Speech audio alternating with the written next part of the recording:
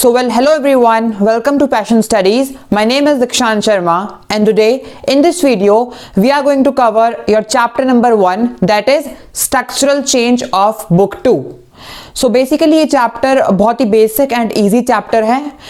इस चैप्टर में हम बेसिकली थोड़ा ब्रिटिश कलोनियलिज्म, ठीक है, उस टाइम में जंप करेंगे, थोड़ा हिस्ट्री में जाएंगे एंड देखेंगे कैसे हमारे इंडिया में कुछ चेंजेस आए जिनको हम बोलते हैं स्ट्रक्चरल चेंजेस, जिसने पूरे इंडिया के बेसिक दैट इज नींव को ही हिला दिया.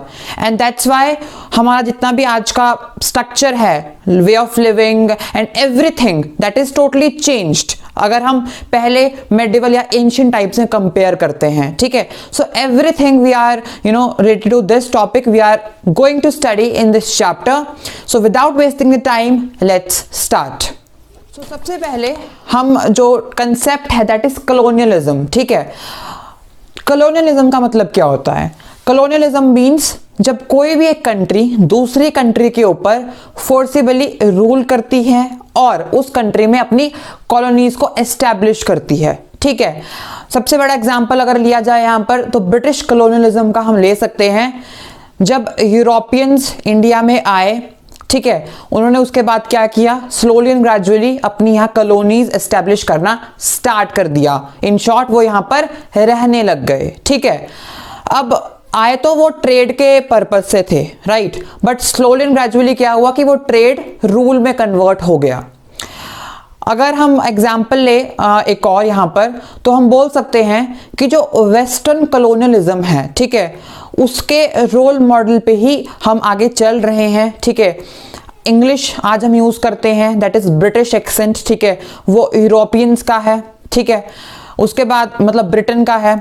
उसके बाद अगर आप बात करें कि food, living and different ideologies, everything that is all the result of this British colonialism. ठीक है, so therefore we can say that colonialism, ठीक है, this British colonialism had a very great impact on India and its structure. ठीक है, उसके बाद अगर मैं आपको बोलूं colonialism, so colonialism is important. ये आपको एग्जाम में 2 मार्क्स, ठीक है, 2 मार्क्स के लिए पूछा जा सकता है. डेफिनेशन आ सकती है, तो जस्ट इसको याद रखिए.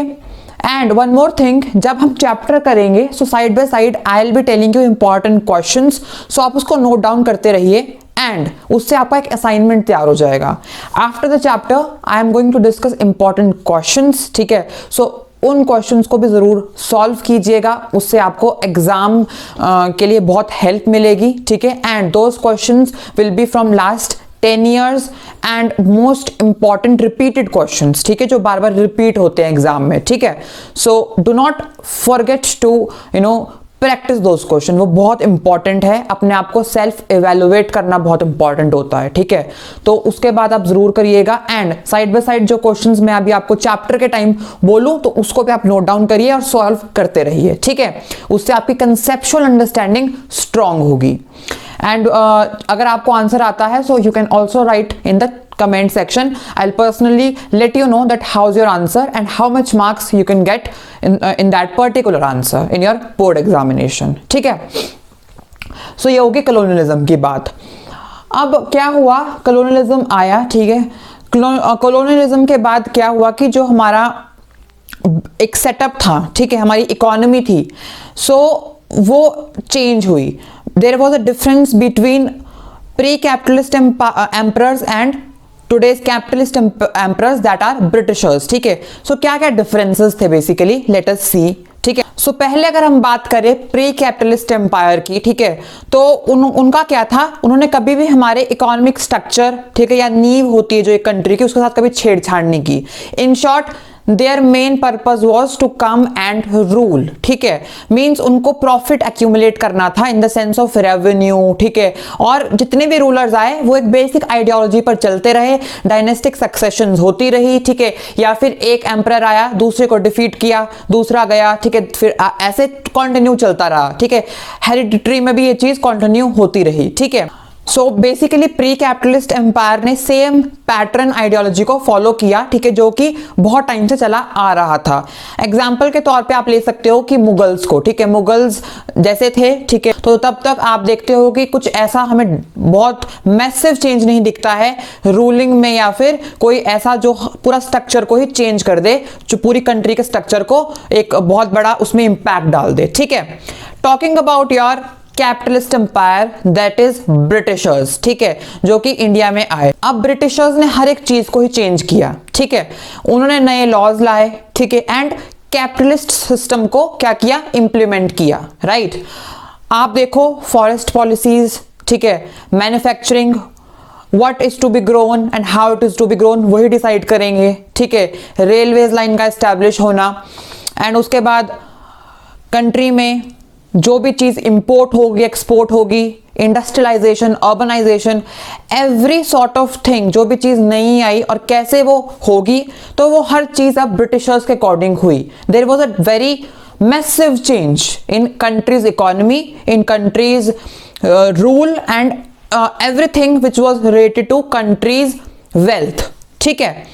सो एग्जाम्पल यहाँ ब्रिटिशर्स ही है ऑफ कोर्स, ठीक है, जिन्होंने ये बहुत बड़ा चेंज लाया कंट्री में, that resulted in your what, structural change, ठीक है। इससे हमारा जो कंट्री का पूरा स्ट्रक्चर ही चेंज हो गया, ठीक है। So therefore this was the main difference between capitalist empire and pre capitalist empire, alright. So ये हो गया हमारा pre capitalist empire and capitalist empire.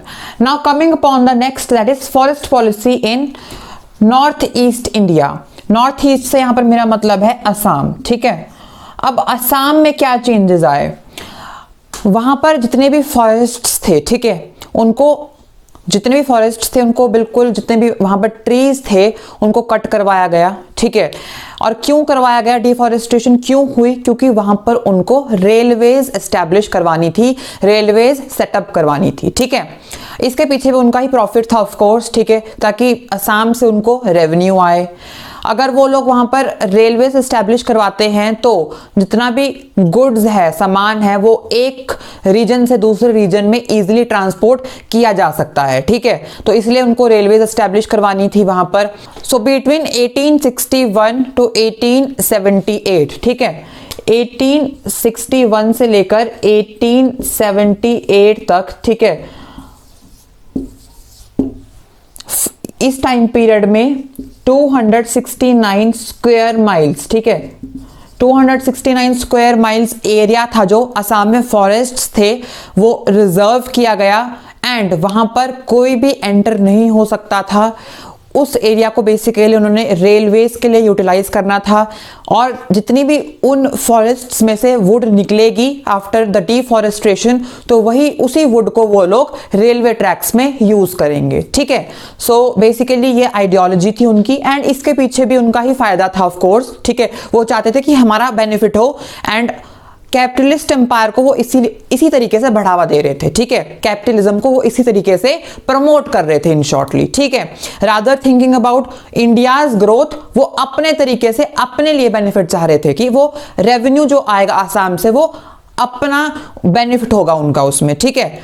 Although I know that yes, railways जब आई इंडिया में तो उससे डेवलपमेंट तो हुई है, ठीक है, we can not neglect the fact, but the main reason for establishing the railway was to accumulate more and more profit, who the Britishers thought this thing, ठीक है। तो ये आप यहां पर लिखेंगे the forest policy in north east India. Now your work is to tell me in the comment section, या फिर आप इसको assignment में भी ऐड कर सकते हो, that what was the economic impact of colonialism, social impact of colonialism and political impact of colonialism, ठीक है। सो आपको अप्रोक्सीमेटली हर एक इम्पैक्ट के लिए 3 या 4 पॉइंटर्स बताने हैं, ठीक है, and I let you know that it is right और नॉट, ठीक है।